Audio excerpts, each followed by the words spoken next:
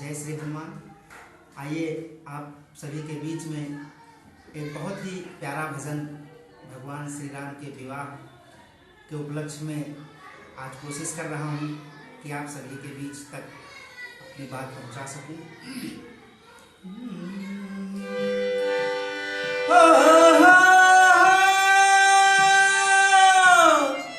अरे राम जी से पूछे जनकपुर के नारी, बता दे बाबुआ, बता दे बाबुआ, बता दे बाबुआ, लोगवा देत काहे गारी, बता दे बाबुआ, लोगवा देत काहे गारी, बता दे बाबुआ। राम जी से पूछे राम जी से पूछे जनकपुर के नारी, बता दे बाबुआ, बता दे बाबुआ, लोगवा देत काहे गारी, बता दे बाबुआ, लोगवा देत काहे गारी, बता दे बाबुआ।